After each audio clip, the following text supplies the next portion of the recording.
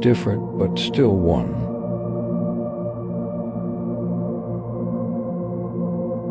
Harmonize differences, strengthen unity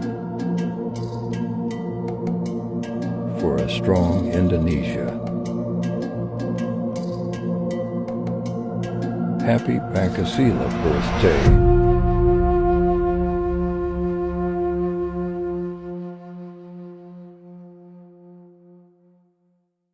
Cause nobody does it like you. I like the way that you move.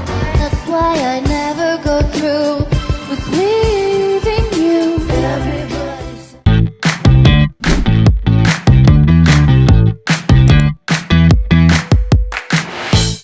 Hai semuanya, perkenalkan nama saya Ismidan Sukmawi dengan NIM P0713102521. Dalam video ini, saya akan mempresentasikan hasil makalah saya dengan judul Penjabaran Pancasila dalam Tubuh Undang-Undang Dasar 1945. Seperti yang saya katakan tadi, topik dari video kali ini adalah penjabaran Pancasila dalam batang tubuh Undang-Undang Dasar 1945. Pancasila merupakan dasar negara Republik Indonesia, sedangkan Undang-Undang Dasar merupakan konstitusi yang menjadi hukum tertinggi di negara kita. Keduanya tidak bisa dipisahkan karena Pancasila merupakan jiwa dan dasar filosofis, sedangkan Undang-Undang Dasar merupakan wujud hukum dan operasional dari nilai-nilai Pancasila tersebut. Jadi keduanya tidak dapat dipisahkan ya.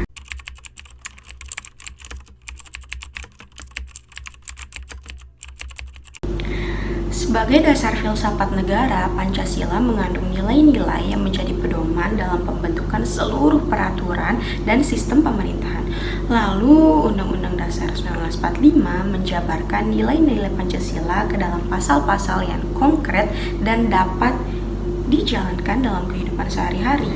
Dengan kata lain, batang tubuh dari Undang-Undang Dasar 1945 merupakan bentuk nyata dari penerapan Pancasila dalam berbangsa dan bernegara.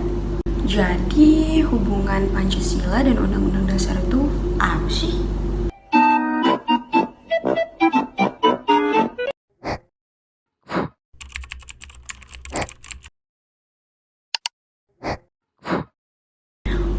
Kita bahas dulu ya.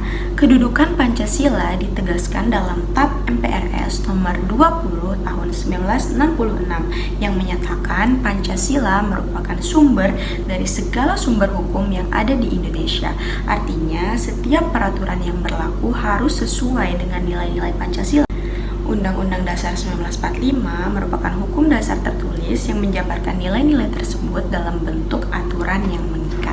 Jadi, hubungan Pancasila dan Undang-Undang Dasar bersifat hierarki dan fungsional, di mana Pancasila merupakan dasar dan jiwa, sedangkan Undang-Undang merupakan bentuk dan tubuh sistem ketatanegaraan Indonesia.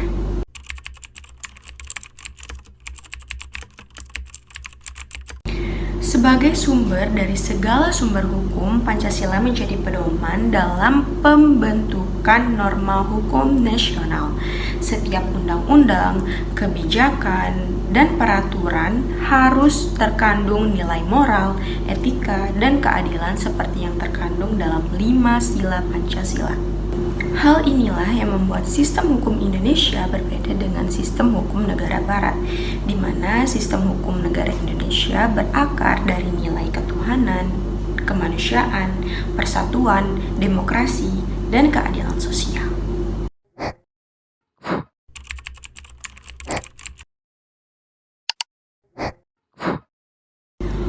Sekarang mari kita bahas bagaimana setiap sila dijabarkan dalam batang tubuh Undang-Undang Dasar 1945. Sila pertama, ketuhanan yang Maha Esa.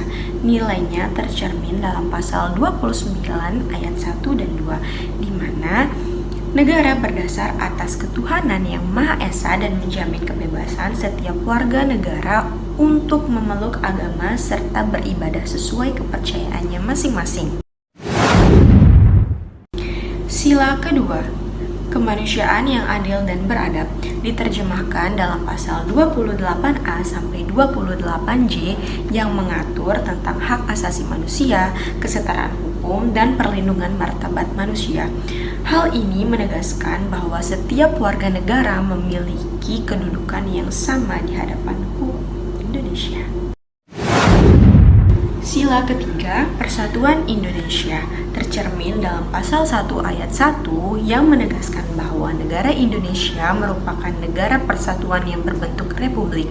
Selain itu, dalam pasal 35-36C juga menegaskan bahwa di sana mengatur tentang lambang, lagu kebangsaan, bahasa, bendera yang merupakan simbol persatuan nasional.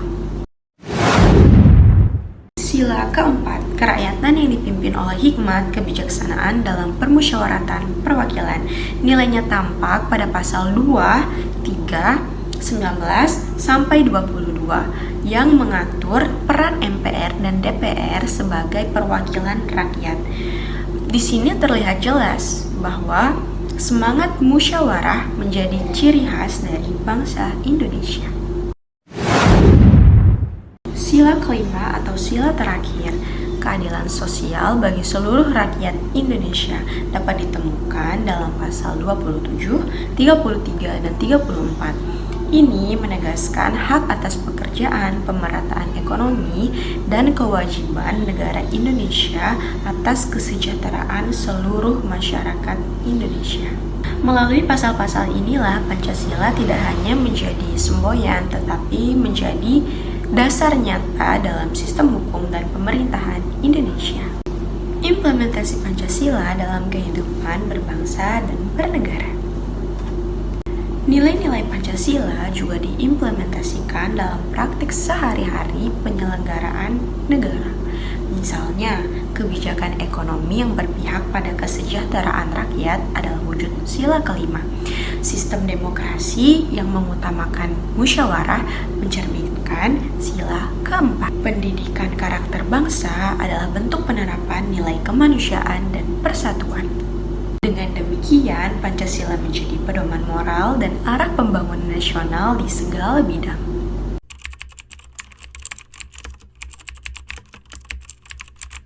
Sebagai kesimpulan, Pancasila dan Undang-Undang Dasar 1945 adalah dua hal yang tidak dapat dipisahkan. Pancasila memberi arah nilai dan moral, sedangkan Undang-Undang Dasar memberi hukum terikat untuk seluruh warga negara Indonesia. Melalui penjabaran nilai-nilai Pancasila dalam batang tubuh Undang-Undang Dasar 1945, bangsa Indonesia berupaya untuk menciptakan kehidupan yang berketuhanan, berkemanusiaan, bersatu, demokrasi, dan berkeadilan sosial. Oleh karena itu, kita sebagai generasi muda atau generasi penerus harus memahami dan menghayati dan mengamalkan nilai-nilai Pancasila dalam kehidupan sehari-hari agar Indonesia tetap menjadi negara yang kokoh, adil, dan berdaulat. Mungkin hanya itu saja yang dapat saya sampaikan. Kurang dan lebihnya mohon maaf. Terima kasih telah menyimak video ini. Dan jangan lupa untuk terus belajar dan memahami lalu mengamalkan nilai-nilai Pancasila dalam kehidupan sehari-hari. Sekian, wassalamualaikum warahmatullahi wabarakatuh. Bye! We call this something Pancasila. Pancasila or the 5 pillars of our state. Pancasila is 5, Sila is principle. These 5 pillars do not spring directly from either the Communist Manifesto nor the Declaration of Independence. Indeed, they are ideas and ideals which have, perhaps for centuries, been implicit amongst our people.